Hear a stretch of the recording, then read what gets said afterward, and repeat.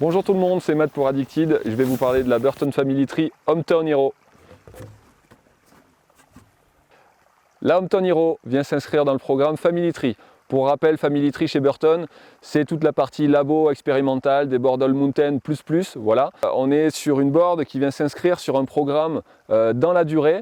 Le choix a été fait par la marque justement pour clarifier un petit peu les choses, d'avoir des planches qui se reconduisent d'une année sur l'autre. Ça va être le cas sur cette Hometown Hero dont la déco sera la même sur les années suivantes. Pour en revenir à la planche en elle-même, on se retrouve sur une Board All Mountain. Voilà, on est sur une équivalence à la custom, si vous voulez. La grande classique de chez Burton, avec un travail de courbe qui va être un petit peu plus intéressant. On va avoir un typage un petit peu plus orienté sur le côté piste hors piste par rapport à une custom qui aura légèrement plus d'habilité pour le freestyle.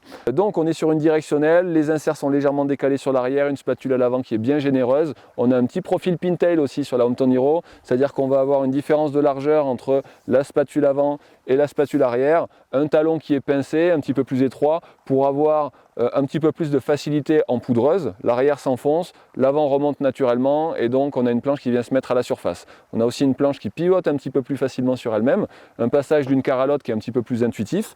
Et puis on a beaucoup de nervosité aussi avec cette board, donc on est sur un cambre classique sous les pieds avec une zone de rocker sur la spatule avant, un cambre directionnel qui permet d'apporter toute l'accroche, tout le côté incisif quand on se retrouve sur des neiges dures et toute l'explosivité aussi qui va être magnifiée par des ajouts de carbone dans la construction. Donc dès qu'on vient mettre la planche en déformation, on a un effet ressort qui est explosif et qui permet d'avoir beaucoup de relance de courbe, d'avoir des gros ollies, d'avoir beaucoup de dynamisme et pas de perte de vitesse au niveau des transitions en courbe.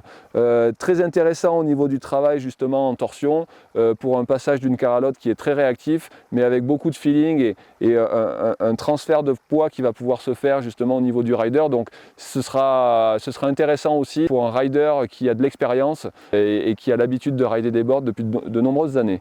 Voilà, vous êtes à la recherche d'une board passe-partout, piste hors piste, qui a quand même des habilités pour faire des sauts aussi. Il y a quelque chose de bien stable et bien équilibré.